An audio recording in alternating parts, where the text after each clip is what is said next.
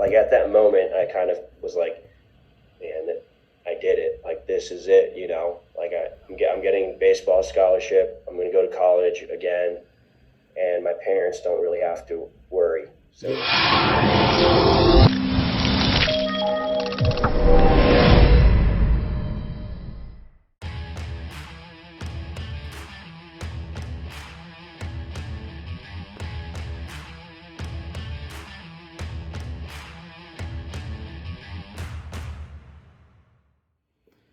Welcome to another podcast, Beyond the Locker Room. Today we have our guest, Mondesi Gutierrez. He's from California and his parents are immigrants. And this is going to be a really interesting story to hear from him, you know, his whole college career. He just graduated with a master's degree. So it will be really fun to listen to what he has to say about being a student athlete, you know, going from UCO to D2 and then, you know, getting a couple of challenges on the way. Hi, Mondesi, welcome. Hey, Papi, thanks for inviting me. You're welcome, man. Thank you for taking the time, bro. So, Mondesi, I just wanted to ask you, you know, tell us a little bit about yourself. What, you know, where are you from? I know I already said it, but you know, I want to hear it from you. Yeah. So I'm Mondesi Gutierrez. People call me Mondo. I'm from San Diego, California. I'm a first generation graduate in my family. Both my parents were both immigrants from Mexico. My dad's from Mexico. Mom came and immigrated from the Philippines. And that's where I get most of my roots from. I started playing baseball when I was 4 years old in Los Angeles, California, until we moved to San Diego. So that's pretty much who I am, and just looking for work now. Yeah.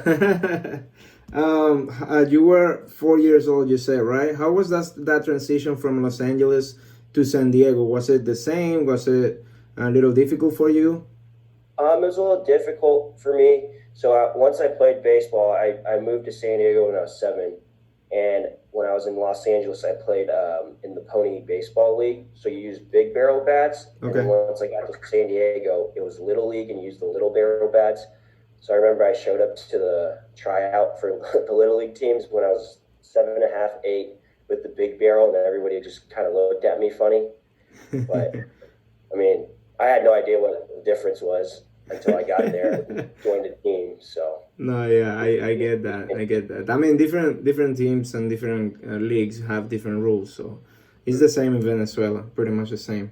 Another thing that I wanted to ask you, Mondesi, did you play another sport besides baseball in your high school years and like a competitive at a competitive level? Yeah, so I was actually a basketball and football player. In high school, I lettered in basketball and baseball only because I did quit football after my freshman year to focus on baseball. But I knew I always wanted to play a different sport to keep me active throughout the seasons. And so I played competitive basketball, and then I always just played baseball year round because San Diego, we never got stumped with weather. So I did a lot of showcase baseball and a lot of travel leagues and everything like that. So you graduate high school, decide to focus on baseball, right? Did you go to like a camp that summer? How did you get recruited? How was that process? And when and where did you go to start your collegiate career? Yeah.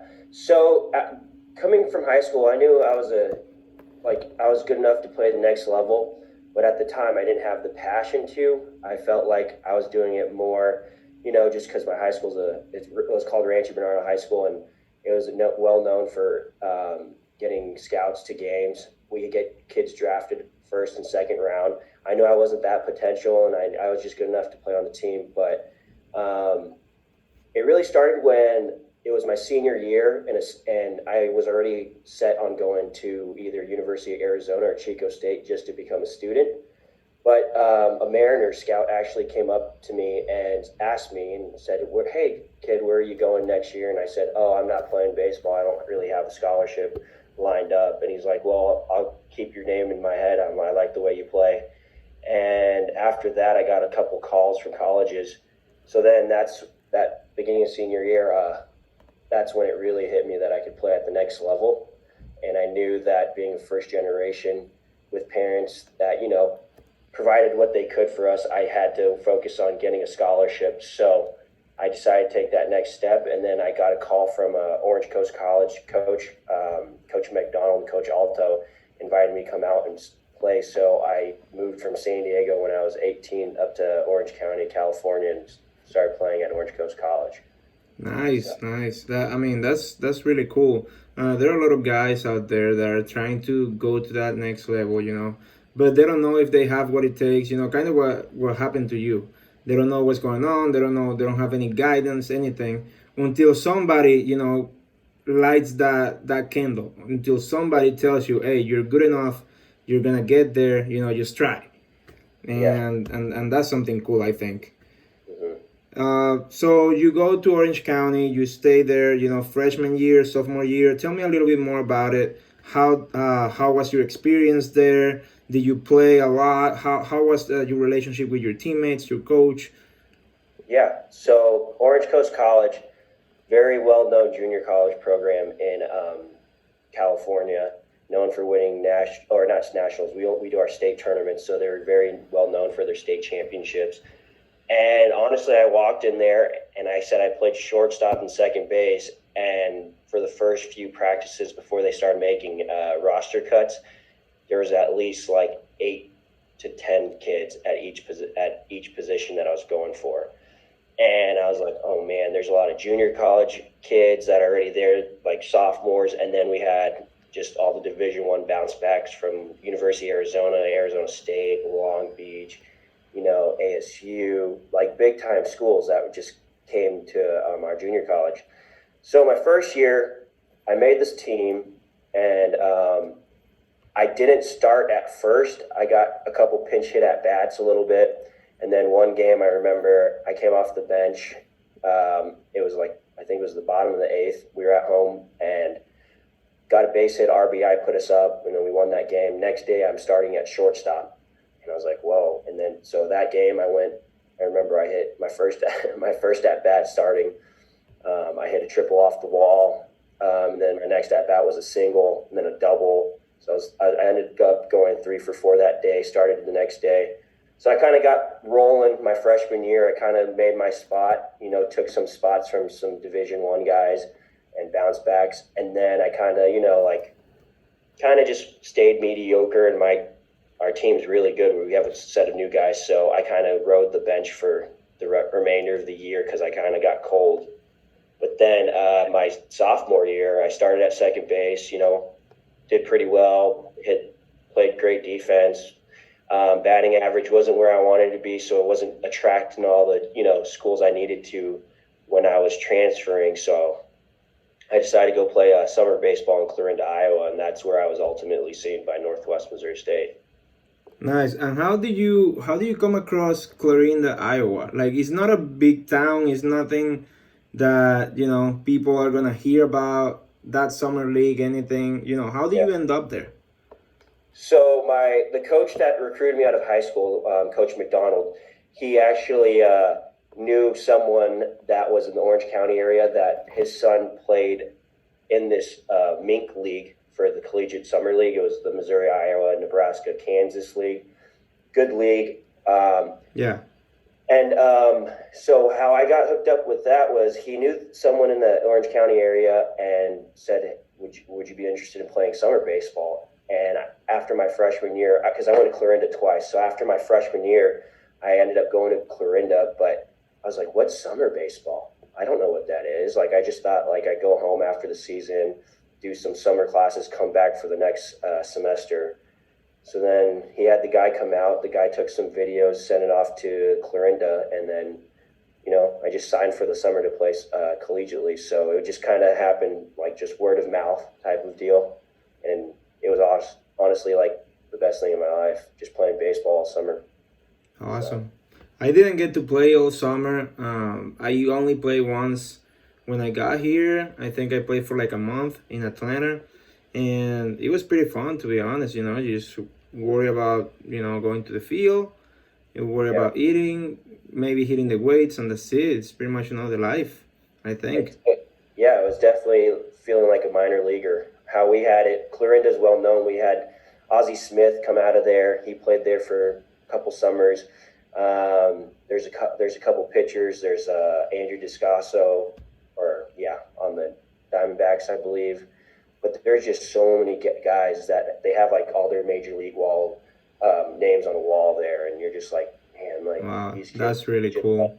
like me, and now they're in the majors. So. Yeah, and that's a dream. That's a dream. It is a dream, but it's a grind. If you want to play collegiate summer baseball, just know it's every day. Maybe once you probably get a day off a week, but it's a grind. 9 o'clock meetings, and then show up to the field at And be ready to 4. play. Yeah, show up at 4. Game starts at 7. You're done by 10:30. Same thing next day. Ready to play, yeah. So after the summer of your sophomore year, you are looking to places, nobody's offering you, and then there comes the offer from Northwest. What are your thoughts? What are you thinking right there and right then? Are you willing to move all the way from California to Midwest? What is going through your mind? A lot went through my mind. So that summer when I decided, so after my sophomore campaign at Orange Coast College, I had a $38,000 scholarship to an NAIA school, and it wasn't good. I knew that wasn't where I wanted to be. And then I had a walk-on spot at University of Hawaii, and that ended up just being a little bit too expensive because, again, we weren't, we're financially stable at home, but I knew that was just going to be a very bad investment on my part. Yeah, it was gonna be very difficult for your parents and your situation, Yeah. right? Exactly. And then I thought I was going to go to Chico State to play baseball, but they ended up giving up my scholarship to a kid I knew. So that's when I decided to go Clarinda, and I just kept playing, and I emailed schools that whole summer by the time I got there, and I just knew that this was the summer. It's a make or break where you have to take a year off school and then just apply for the next fall to be just a regular student. So then I don't know. I got. Actually, there's a guy named Bob Rice that showed up to all our games, and he looked like a scout. I thought he was a scout. He always came up and videotaped my at bats, videotaped me before the game's fielding, and then I come to realize he's just a really big fan of the Clarinda A's and a big fan of Northwest Missouri State. And Good guy, really good guy. Love really Bob. good guy. Yeah, so he's an attorney in town, and he sent my video to Coach Lowe and Coach Creason. He kind of got that ball rolling. You just never know who's watching. Yeah. And once I got that text from Coach Lowe asking if I was available to talk, we spoke, and he said, "Hey, I have a scholarship waiting for you if you want to take it. I've seen video, and we love your stats. Coach Creason saw you guys play, and we'd love to have you here as a Bearcat." You know, like at that moment, I kind of was like, "Man, I did it. Like this is it." You know, like I'm getting a baseball scholarship. I'm going to go to college again, and my parents don't really have to worry. So Yeah. it was a great feeling. I remember I was on a bus coming back from Jeff City, Missouri, after a game late at night, and it was awesome. Which I think is one of the best feelings whenever because your parents think that it's their responsibility, but you're almost 22, 23 years old. You're like, okay, I want to start taking independence. This is how I can get my independence, at least financially, and help them not having to kill themselves in order to provide for me. And so it's a very, very amazing feeling, I'll say, whenever you get the opportunity to play the sport you love, finish your education, and then help out your parents by not being pretty much somebody who's, been taken care of for 20, 24, 25 years, I think that's the thing, that's the biggest reward that you can give your parents. That's the word that I was looking for. I kind of struggled there a little bit. But yeah, so you get to Northwest. We got there the same year, right? Two big recruits that year. They had amazing recruiting that year, I think, and the guys coming up I think it was one of the best team I've been, to be honest with you, and it felt like a family. For me, it felt like a family. Yeah. So big expectations for you. You were gonna start. Your arms start hurting. You have to get surgery. What again? What are your thoughts? What's going through your mind? Yeah. Oh man, that was rough. 2016 when we first transferred, I was pretty much told by Coach Lowe and Coach Creason that you're going to be our starting shortstop every day. That's what we see. And I was just playing, balls to the wall. I was diving. I was making these diving plays. I was hitting well. Ozzie Adams and I at the time, we just had like some chemistry up the middle that was kind of like a lot of, we were taking fielding practice and people were just Yeah, like looking and they're like, man, these guys are going to be good. And then next thing you know, my arm's just starting to hurt. And I'm like, what did I do? And all I can remember is like I dive too much. I dive into second base. What did I do? Is it the way I'm lifting? So I go to the trainers. They kind of tell me, hey, we'll just like lessen up the load with you. Just not a lot of upper lifting stuff. And then a month later, it hurt so bad that you could tell my throws to first base or something was wrong. So went in for the MRI, got the call back later, and they were like, "You have a torn labrum." And I'm like, "Oh man!" They go, "You have two options. You can, do physical therapy for 4 months and miss half the season, or can take your red shirt and have the surgery." And I chose the red shirt because I wanted to play a full year. So it was a tough pill to swallow. Something that you don't expect. You come to a new school and now everything just gets all jumbled up. But God always has a different plan for all of us, and I just trusted it, and it worked out. Now I have my master's and got to play full years of baseball. yeah, no, and I agree with you. I think the same thing happened to me. Not the same year, the following year, and it's a very difficult decision. You don't know what to think. You don't know what's going on, and that day that they tell you your season's over, it's like your whole world just crumbles upon you, and you're like, "This is it. I'm done." Yeah, And you don't know because it's like, "Oh, I'm losing my scholarship. They're not gonna take me back," because you hear so many things. You're yeah, thinking all these different feelings, and you're like scared. You get anxiety, depression, everything is going yeah, through your mind. But we were really lucky that they took us back and gave us another year. In your case, it gave you 2 years. In my case, it gave me 1 year. yeah, And then working out, I remember I was there. Even though you were hurt, they will just kill you guys in the weight room. They will kill you guys, trying to train you, and you guys got better. But man, that's difficult to keep going and keep going without knowing when you're gonna step in the field again. I think that's a very difficult situation that you were put through. yeah. Definitely the red shirt. Once I started redshirting, you guys were on the road that year. That redshirt weights were rough, 4 days a week, and just tough. I think that was one of the hardest years for weightlifting we had, and I think a couple other players can agree.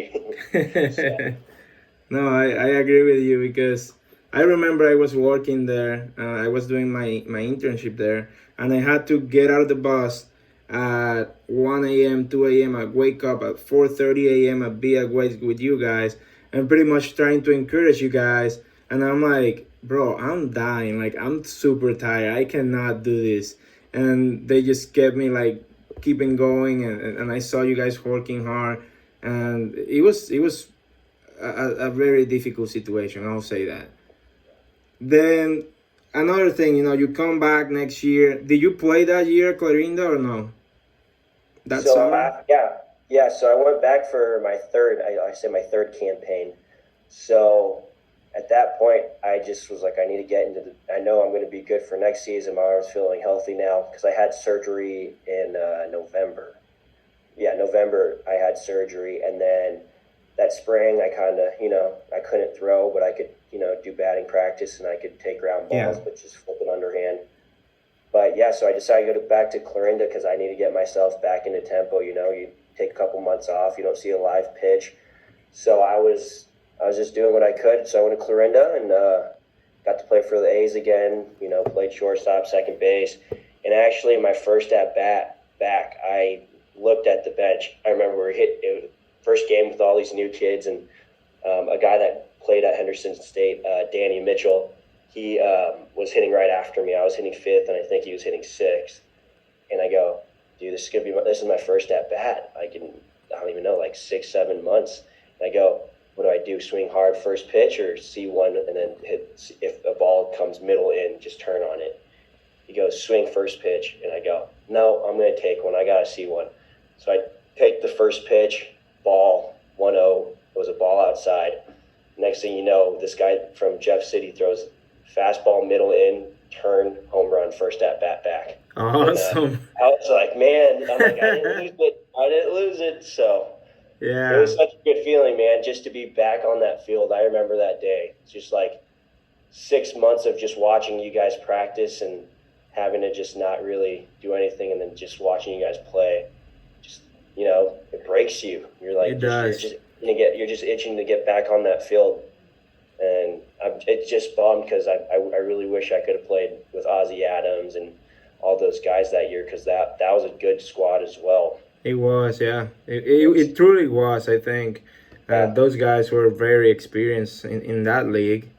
And I think that's what it takes, especially at that level, because we were facing guys throwing 90, 92, 93, right? Yeah. But I think that the experience that you got is what makes the difference for these teams, you know? Yeah. Because if you think about it, yes, any of us can hit a 90, 92 mile an hour. The thing is knowing when to hit it. Because you are, let's say you're 2-0 and you're sitting fastball. Mm-hmm. Or you're, 1-2 and you're sitting fastball. Yeah. And that's the thing. That's the mindset. And that just comes with experience, knowing how they pitch, knowing what you're going to get out of this guy. These kind of things, I believe it's what makes the difference from a good player or an experienced player to a guy who's just coming in. Yeah, and that's the thing. That year you had Anthony Canapil throwing live to us, in those scrimmages, and then you had big first basemen and James Holler. You had some vets on these teams that made name for themselves in the MIAA, and you have Colby Greenslade, like just one heck of an outfielder with and Garrett Ford. Man, these are ball players, and you're just like, I just wish I got to play with them that year, man. No, it was really fun. They were really good players. Solid players. Yeah, I agree with you. That league is really tough. It's a really tough league, and for those guys who are out there just thinking, oh, I'm gonna go D1. It's not a bad mindset to try to be better, to go D1, because that's something that you work on. But sometimes going D2, even D3 or NAIA is not a bad election. They just drafted a kid named Nick Garcia from a D3 school. Yeah. And he was drafted in like the second round. So it's just thinking about or realizing where you can go, where you are going to play the most amount of time. Yeah. That's what I think. It's all about exposure, and if you work hard, you're going to be seen no matter what, man. That's one thing. And the sad thing is when you're, especially here in the States and you're doing showcase baseball, every kid, all they can think about is Division I, Division I. And if they land anywhere else, they feel like they failed. Mm-hmm. And that was me in high school. I go, I'm not getting D1 offers. Did I fail? I'm like, I'm at a baseball school, all this stuff. But then when I got here to Northwest Missouri State, and my dad came out, we drove cross country from California to here. We got here, and I was like, man, Dad, I wish someone would have told me like Division II is like okay, or like just like. And that's what I tell athletes when I go back to my high school or anybody that I try to help out with some tips. I said, hey, right now you're a sophomore in high school. Get an email list of all the coaches, have an email drafted, have a video put in that email, and then I'm like, reach out to every school. And I'm like, and by every, I mean every division. Yeah. And that's what I think too. You gotta Yeah, put the work. No matter hmm where you are, no matter what you're doing, you gotta put in the work. yeah, If you're at a sophomore year and you're throwing 82, 83, you have the potential to get to 90 and maybe get those big schools looking hmm at you. However, that might not be the case. Maybe that's your cap. You're only going to throw 82, 83, but yeah, then work hard to be the guy who's getting outs, hmm or work hard to be the guy who is going to be indispensable in a team. yeah, That's what I think. yeah, It's not about just throwing 95 or, hitting bombs. It's about being a good teammate. It's about being indispensable for the guys that are there, for your coaches, being reliable and accountable. yeah. And that's the biggest things once you get to collegiate baseball. It doesn't take. You're not going to get on the field talent wise only. You're going to have to work hard, and that's what a lot of kids don't realize. So Exactly. How many guys did we have drafted in our league in the yeah, 3 years that we were there? a lot. Like 15 of them. And you would have never thought from the Midwest and the MIAA conference. Yeah, you will never think like, oh, this guy, like, I don't see like how good he is, but when you see his stats and you see how he plays, you're like, wow, this guy, he's a Yeah, ball player. yeah. For example, that Webb kid from UCM. Yes, Oh, he's just like a 6 foot kind of average looking guy, but the way he plays the game is just like it's man. unreal. It's Yeah. unreal. So I think who was the other one? Haugen, Logan Haugen from Southern. He yeah. was really good too. Mhm. He had an easy, pretty swing. He was super Yeah. good. And Yeah. that's the thing. It doesn't matter where you go, as long as you're working hard and you're showing up to practice and doing your thing. I think that's the deal. Yeah. And just enjoying what you're doing.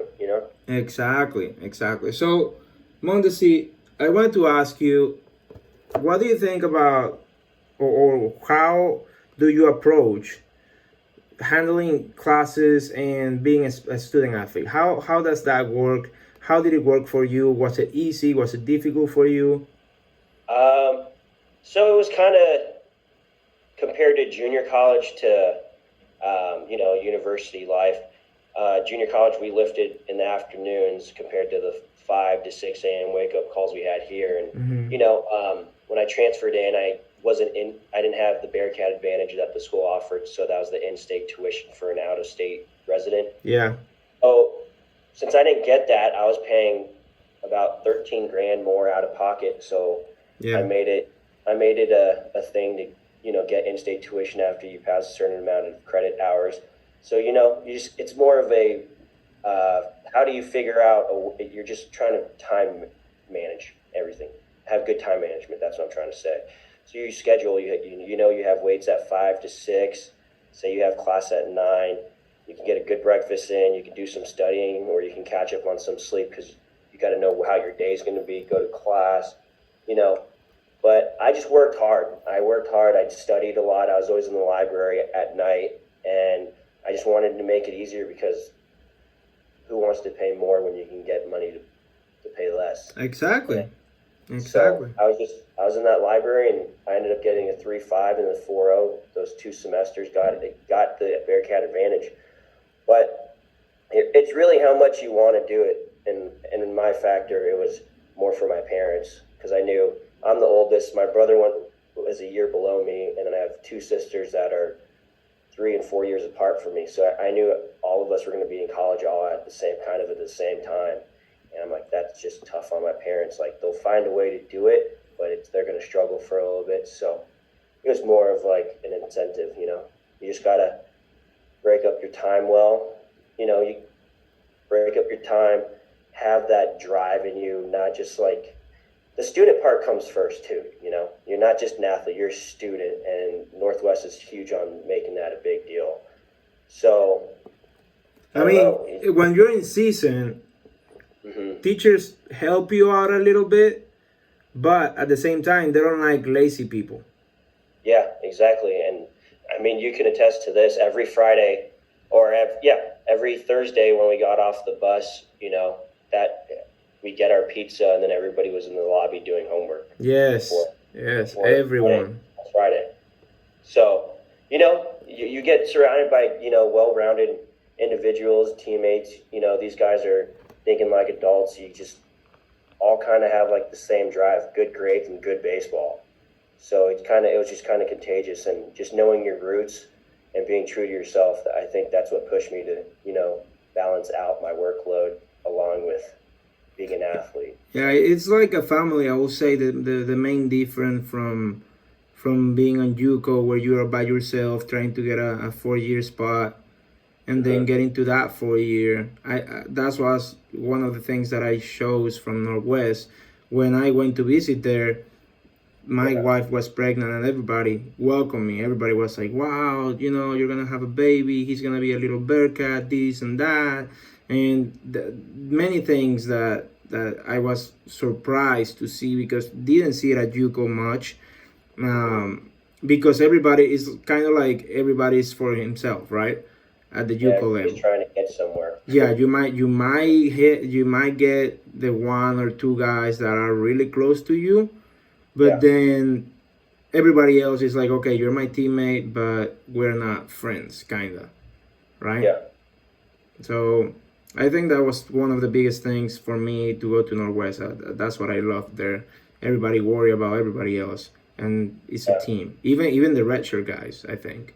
Yeah, everybody held each other accountable here, so and that's a big thing. And I don't even know, man. It's just, man, I just like thinking about all the memories as you talk and how fun it was. Yeah. Just honestly, like I stayed to finish my master's. I could have gone online, but I wasn't ready to leave Maryville yet. So.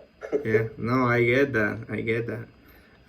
I even showed up in the fall because my last year was May 2019, and then I had that fall coming up, and I'll go to the field and just have batting practice with them. They'll let me go in and have batting practice with them. Yeah. So it wasn't as bad, for me at least. I had 6 extra months to kind of like let it go. Yeah, exactly. And Mondesi, so you, after your senior, not your senior, but your junior year, where you get redshirt, the next year you start playing, but you're still having troubles with your arm. It's still hurting you, right?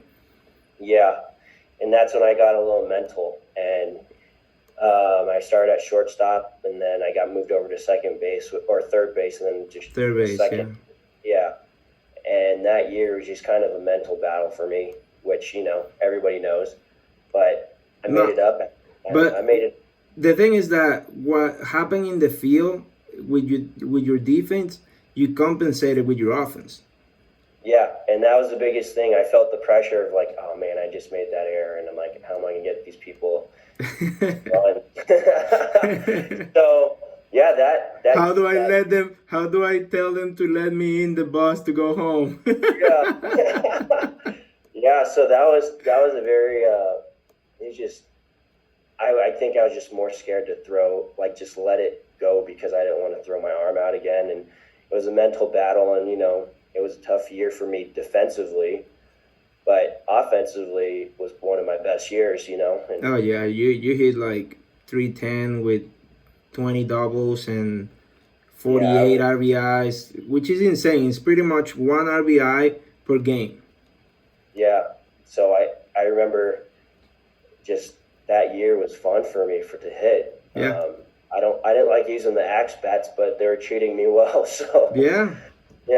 At one point, I remember we were playing Southwest Baptist, and I had 2 games where I missed a cycle by. One was a double and one was a single. I remember those. Yeah, I remember those. I remember one that we were at Washburn in Topeka, Kansas, and you hit the wall opal.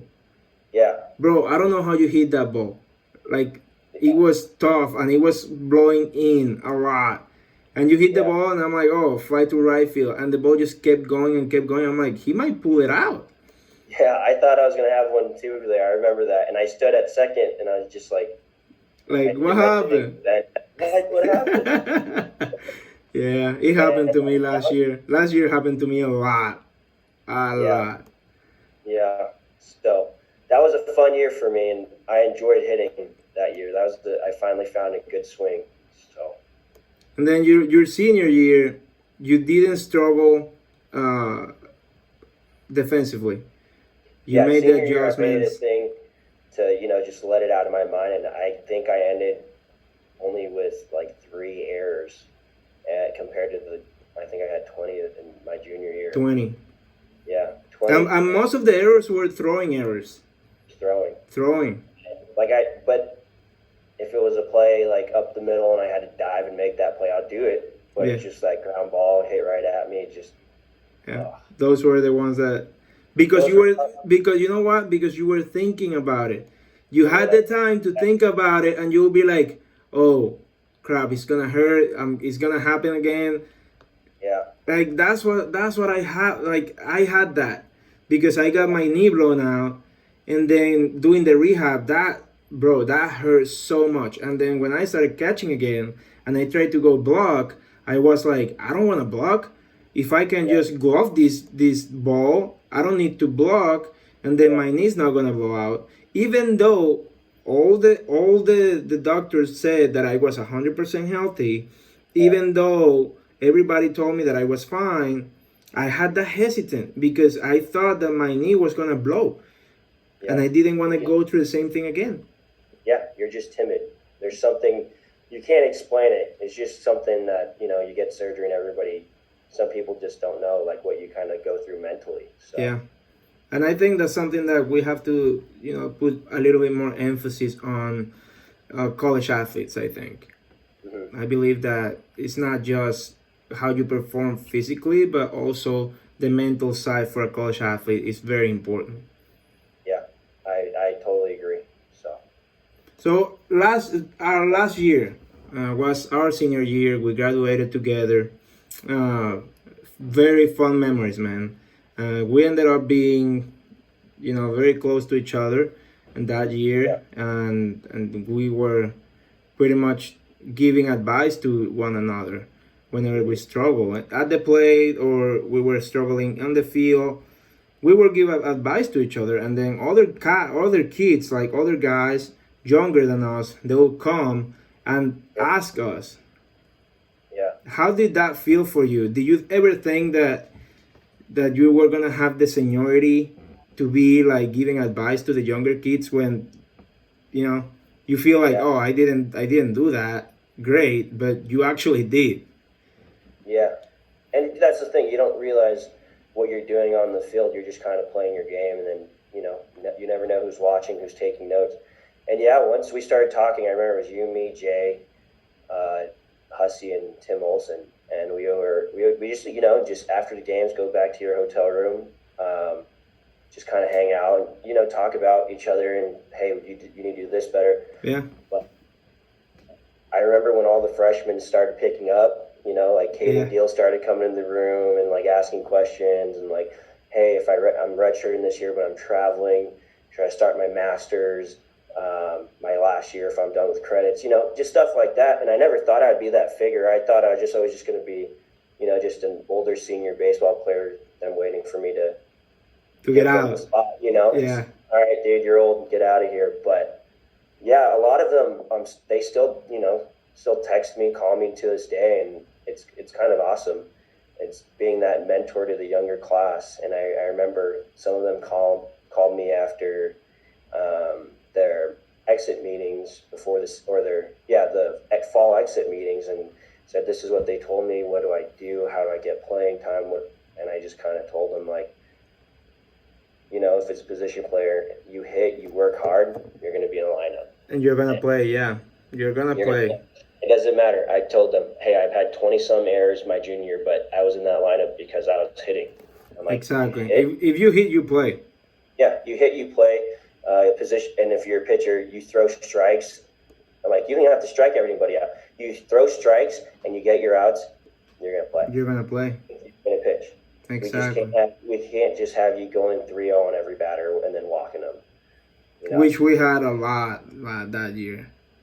We did, it was kind of a rebuilding year, I'd say, because all the players that we came in with were already leaving. Yeah, I think so too. It's because it's kind of like the recruiting class that year. They left, and then the freshmen came in, and they didn't have a chance.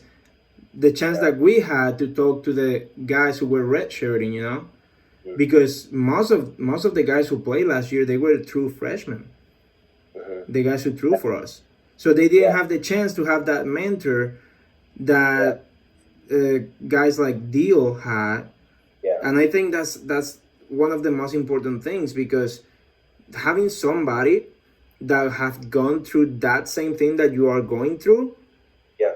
is gonna make the difference. Mm-hmm. And that's we even though we were older when we transferred in, like as a junior Mm-hmm. from junior college, you're still looking at the juniors and the seniors that been there for Oh yeah, 3 years already, and you're just taking notes. So it's really important for them, like the younger generation, to look up to the older kids. And I believe Gassner and Carlson and Connor Quick, they're all going to be good guys to like look after. They know the program, they know how to do the it, and they know how culture. to and they know Mm-hmm. how to hold people accountable. So it's just up to them now to get them going next Yeah, year. no, I agree with you. I agree 100%. Well, my man, we have to wrap up things here, but I really appreciate your input in these Yeah, things. Bringing up some memories, and it's fun. It's fun. it's you never realize you're retired from the game. That's what I tell my girlfriend Brooklyn all the time. She goes, "Do you miss it?" And I'm like, at first I refused to miss it, and then now, a couple years later, and you see kids still in the minors still Yeah. doing it, and you're like, man, I miss it. And then So sometimes you're like, man, you go to the gym and you're like, I might actually can be able to play still. And then yeah, you pump it up and you're like, okay, I'm working out because I'm gonna play. I'm gonna I'm gonna find that one open tryout and just go. Exactly. Exactly. Sometimes you're like, man, this feels good. And then you throw a Yeah, ball and you're like, I still have it. Yeah? and then you get in the cage and you roll like three over, and you're like, oh, maybe not. Exactly. Okay, Mondesi, just to wrap the things up right here, I just want to ask you three lightning questions. I ask this to every guy who's in the team in the podcast. So I wanted to ask you, the first question is, what's the best memory that you have of being a student athlete? I actually have two. Best one for junior college was winning the state championship in California in 2015, and then the second was winning the MIAA conference champs with our team. That was awesome. Yeah, that was something, not everybody or not every baseball player can say that they got. No, we have rings, and it's awesome. So Exactly, exactly. Um, Another one. What's your worst memory of being a student athlete? worst memory is missing, or not missing, but coming to weights late. Don't ever show up to weights late. That Not is even that is 9:30 some really sessions. good advice, man. They're gonna kill you in that weight room, man. That's They're gonna gonna make you lift, and then they're gonna punish you afterwards. So and they're don't do gonna it. and they're gonna punish you good. Yeah, you're not gonna be able to walk for a few days. So it's gonna hurt. That's funny. Um, so the other one is, what's your advice to those guys who are out there that are trying to get signed? Guys who don't have any offers, guys who are only being watched by a D3 or a really small school. What's your advice for them? Um, my first advice, if we're gonna go the high schoolers, if they watch this, um, get a list of every school's assistant coach and head coach, and have an email drafted with your stats, who you are as a person, your grades, and a video showcasing your talents and abilities. So like make it like a minute long. So that's for the high schoolers and junior colleges as well. And another advice I'd like to give is don't get so rung up on Division 1 or I need to get drafted. Like just keep doing your game.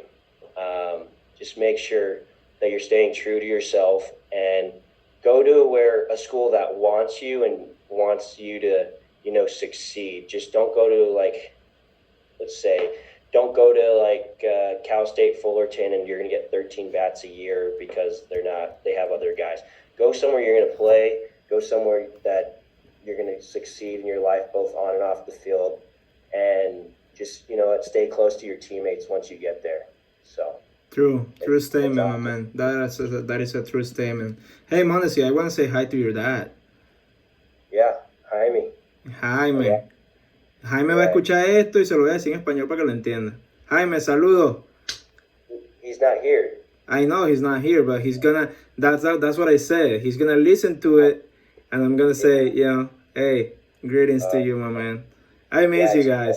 I truly miss you. He didn't teach me. You didn't want to learn. He told me that. He's like, no, he was stubborn. He didn't want to learn.